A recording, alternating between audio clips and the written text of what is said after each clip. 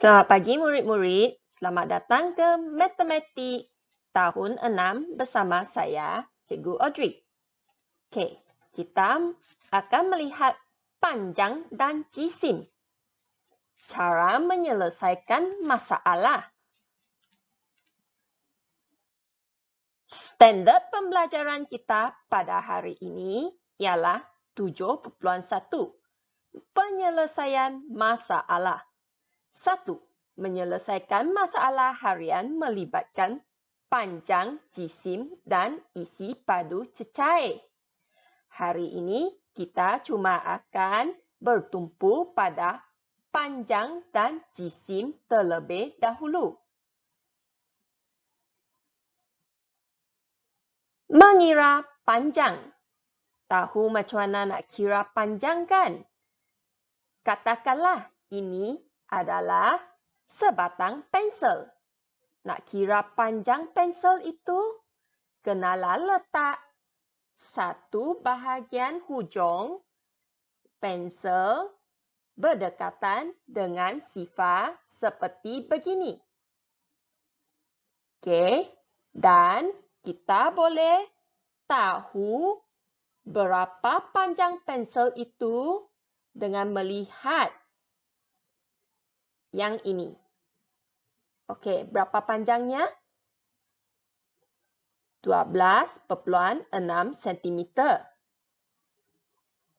Dewi mempunyai 15 batang pensel yang sama panjang. Maksud semuanya 12.6 cm. Jika dia menyusun pensel-penselnya dalam satu baris, berapa panjang barisan pensel itu? Bermaksud dia sambung panjang dia, sambung semua 15 batang pensel itu menjadi satu baris yang panjang. Jadi, operasi apa? Okey, kata kunci kan? 15 batang pensel yang sama panjang. Pensel-pensel itu disusun dalam satu baris. Kita nak tahu berapa panjang barisan itu. Operasi apa? 12.6 cm darab dengan 15. Sebab ialah 12.6 tambah 12.6 tambah 12.6. Berapa kali? 15 kali. 6 darab 5 berapa? 30. 30 sifar letak di bawah, 3 letak di atas. 2 darab 5? 10. Tambah 3? 13. 3 letak bawah, 1 di sini. 1 darab 5? 5. Tambah 1? 6. Okey. Lepas tu kita kena darab dengan 1. 6 darab 1, 6. 2 darab 1, 2. 1 darab 1, 1. Tambah. Okey. 3 tambah 6, 9. 6 tambah 2, 8. 1. Jangan lupa titik perpuluhan kena letak sini. Okey, jadi jawapannya ialah panjang baris pensel itu ialah 189 cm. Soalan seterusnya, Puan Maimunah membeli 52 meter kain pada harga RM800.80. Kain itu dipotong kepada 13 bahagian yang sama panjang. Dia menggunakan 8 bahagian kain itu untuk membuat sarung sofa. Berapakah panjang kain dalam meter yang digunakan untuk membuat sarung sofa? Hitung harga kain sarung sofa itu. Kata kunci, dia beli 52 meter kain. Harga untuk 52 meter ialah RM800.80. Okey, kain itu dipotong kepada 13 bahagian yang sama panjang. 52 dipotong kepada 13 bermaksud bahagi. Lepas tu, daripada 13 bahagian, dia guna 8 bahagian untuk membuat sarung sofa. Soalan nak kita cari berapa panjang kain yang digunakan untuk membuat sarung sofa. 8 bahagian kan? 8 bahagian ini berapa meter? Lepas itu kita kena cari harga kain sarung sofa itu. Maksud 8 bahagian ni berapa harga? Okey, 52 bahagi 13. Okey, 1 darab 13, 13. 2 darab 13, kita ambil 13 tambah 13, 26. 3 darab 13 ialah 13 tambah 26, 39. Sifar 4 darab dengan 4 pula. Ialah bermaksud 39 tambah 13, 52. Okey, bermaksud 4 darab 13 ialah 52. Satu bahagian 4 meter. Berapa bahagian yang diguna untuk membuat sarung sofa? 8 kan? 8 bahagian. Jadi kita kena darabkan. Okey. Darab. 4 darab 8 ialah 32. Ini sudah menjawab soalan yang pertama dia mahu. Berapa panjang kain dalam meter yang digunakan untuk membuat sarung sofa? 32 meter. Sekarang kita kena cari harga kain sarung sofa itu. Sebab dia beli 52 meter untuk RM800.80. Kita cuma guna 32 meter. Nak tahu 32 meter tu berapa harga? Okey, kita ambil. 1 meter berapa? Kenalah bahagi. RM800.80 bahagi 52. Okey, darab 1 kan? Tolak 52. Okey, tolak kita dapat 28. Bawa turun sifar. Okey, 52 darab apa? Kamu anggap tengok sifar 5. 5 darab apa? Paling dekat dengan 28. Kurang dari 28 darab 5. 260. Okey. Tolak kita dapat 20. Bawa turun 8. 208. Okey, 52 agak-agak darab apa? Sama dengan 208. 5 darab apa? Paling dekat dengan 20. Darab 4. Kalau 52 darab 4 ialah 208. Okey, sifar tu bawa turun saja. Jadi 1 meter RM15.40. Sarung sofa guna berapa meter? 32 meter kan? Jadi kita darab 32. Sifar darab 2. Sifar. 4 darab 2. 8. 5 darab 2. 10. 1 letak atas. 1 darab 2. 2. Tambah 1. 3. Okey, sekarang kita darab 3 pula. Sudah selesai darab 2, darab 3. Sifar darab 3. Sifar. 4 darab 3. 12. 1 letak atas. 5 darab 3. 15. Tambah 1. 16. Okey, 1 letak atas. Okey. 1 darab 3. 3 tambah 1. 4. Okey, tambahnya. Jadi, harga kain sarung sofa itu ialah RM492.80. Kita lihat pula soalan ini. Okey. Raja di atas menunjukkan kedudukan 4 bandar. Encik Khalid bertolak dari bandar P pada pukul 10.30 pagi. Dia memandu dengan kelajuan yang sama, iaitu 50 km sejam. Pada pukul berapakah dia akan tiba di bandar S?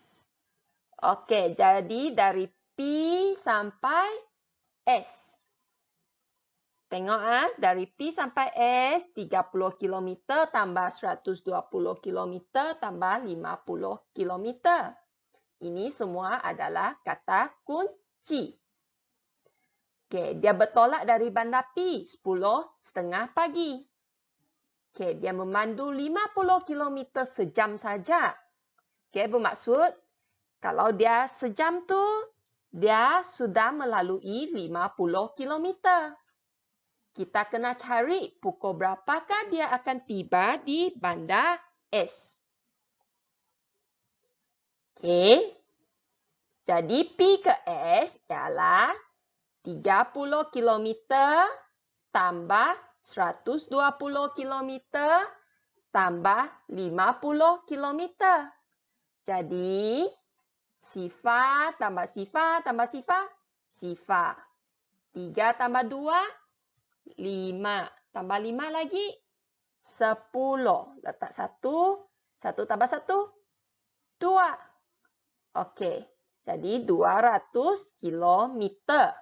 Dia memandu pada kelajuan 50 km sejam.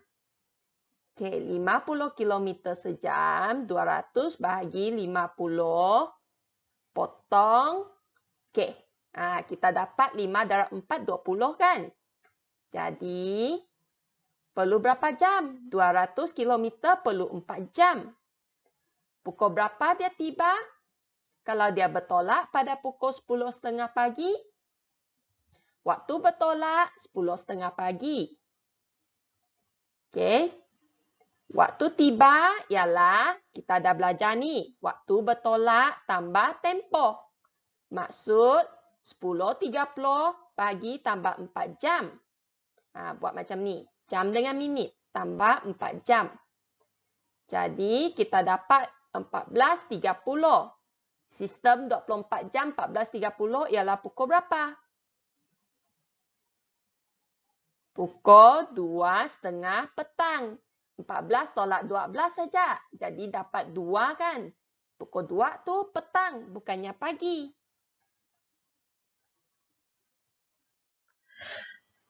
Mengira jisim. Mari kita lihat ini. Ajay, tinggi kamu 1.4 meter. Lepas tu, bila Ajay naik penimbang berat, Ajay, jisim kamu 36 kg. Adakah Ajay mempunyai jisim badan unggul? BMI. BMI ini adalah satu unit sukatan untuk menentukan sama ada anda sihat ataupun tidak. Okey, BMI ini dipinjam dari perkataan bahasa Inggeris Body Mass Index. Bermaksud indeks berat badan. Ada formulanya. Jisim badan kg dibahagi dengan tinggi darab tinggi. Tinggi itu mesti dalam unit meter. Okey, Ajay berat badannya 36 kg. Tingginya 1/4 meter. Okey, formulanya kena darab tinggi lagi. Kita cari dulu 1/4 darab 1/4. 4 darab 4, 16. 1 letak atas. 1 darab 4, 4. Tambah 1, 5. Okey, darab dengan 1 pula. 1 darab 4, 4. 1 darab 1, 1. Tambah semuanya. Okey, titik letak sini. Sebab ada 2 titik perpuluhan, 2 tempat perpuluhan dari belakang. Bermaksud 36 kg bahagi 1.96 meter. 36 bahagi 1.96. Susah kan nak bahagi 1.96? Okey, jadi kita lihat nak buang tempat perpuluhan, kena gerakkan 2 kali. Bermaksud tambah 2 sifar. Okey, 196 ini hampir dekat dengan 200. Jadi 360 tu cuma boleh darab 1. Tolak 196. Kita dapat bakinya 164. Bawa turun sifar. Okey. Ingat tadi kan, hampir dekat 200. 2 darab apa sama dengan 16? Darab dengan 8. Mari kita cuba 8. Okey. Jadi kita dapat 1584. Dapat bakinya 56 saja. Sekarang kita letak titik. Titik tu bermaksud kita boleh pinjam sifar. Okey. 2 darab apa paling dekat dengan 5? 2 darab 2. Okey. Jadi 392. 196 darab 2 ialah 392. Bakinya 168. Okey. Kita buat sampai sini saja sebab panduan BMI tu cuma perlu satu tempat perpuluhan. Kita lihat BMI AJ ialah 18.2. Di mana? Kalau kurang dari 14.8 bermaksud kurang jisim badan. Bermaksud kurus sangat. Kalau di antara 14.8 hingga 21.6, jisim badan anda unggul. Okey, bermaksud kamu okey. Tidak gemuk, tidak kurus.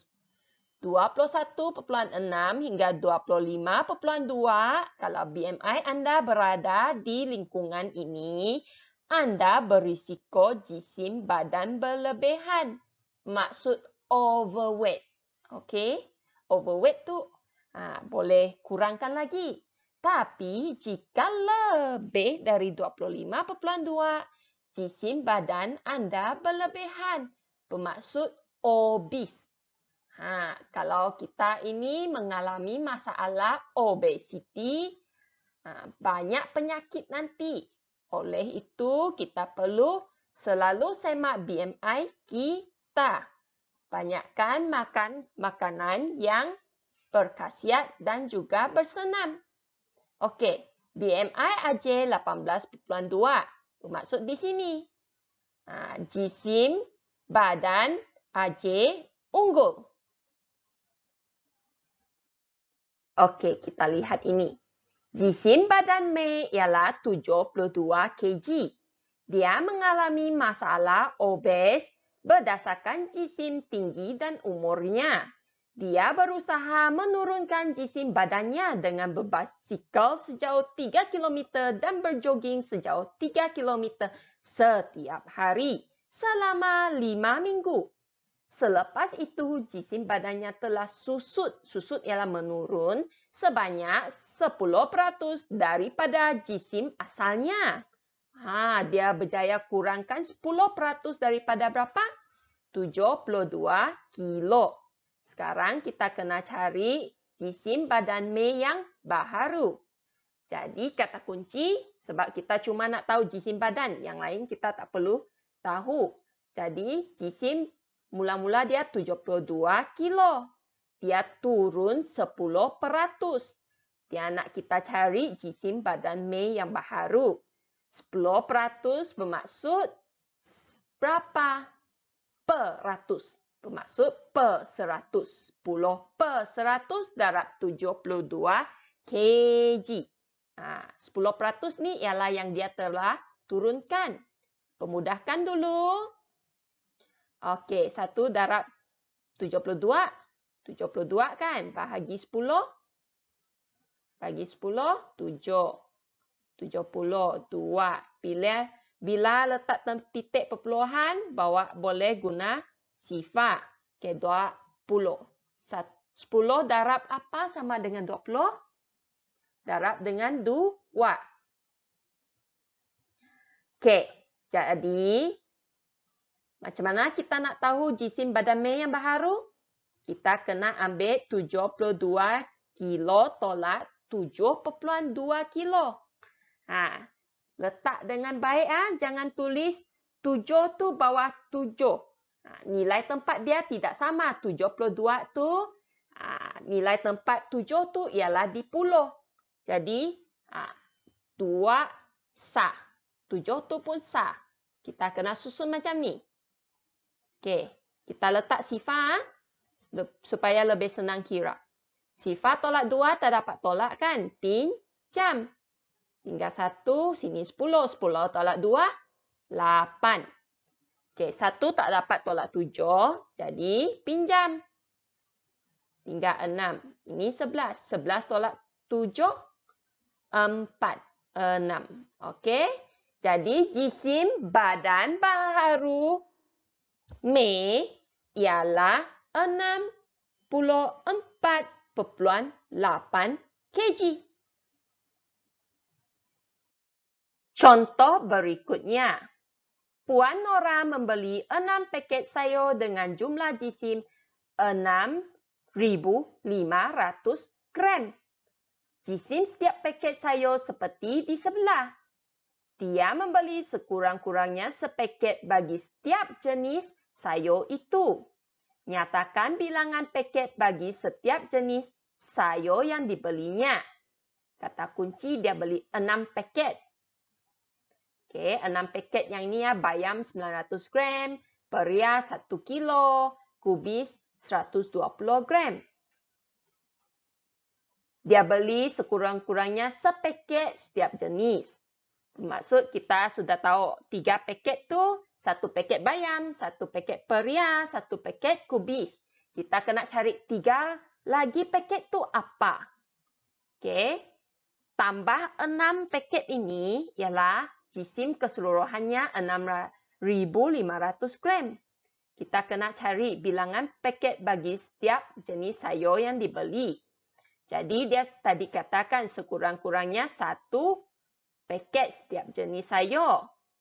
Okey, bermaksud bayam tu 900 gram tambah 1 kilo untuk peria, kubis 1,200 gram.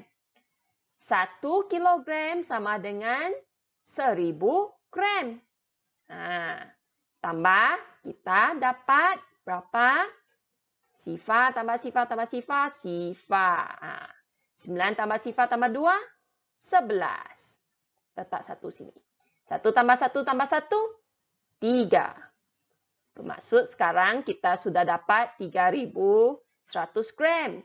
Jumlah 6 paket ialah 6,500 gram. 3 paket yang tinggal tu berapa beratnya? Kita tolak 6,500 tolak 3 paket ini.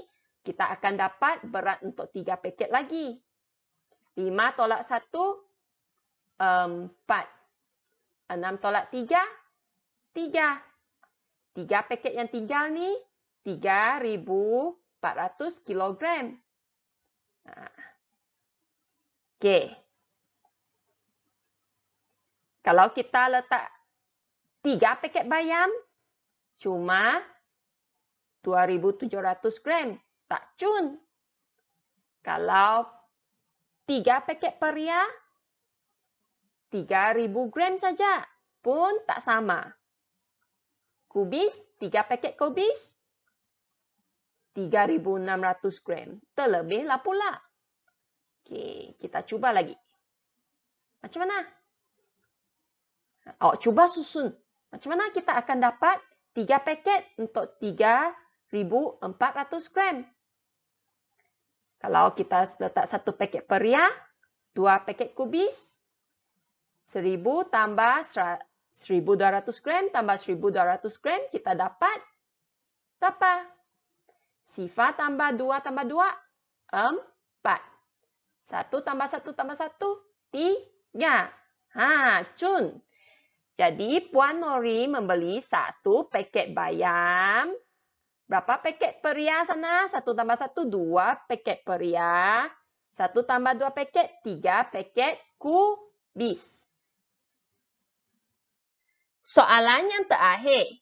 Raja di sebelah menunjukkan jisim sebiji kek pandan berbentuk cuboid.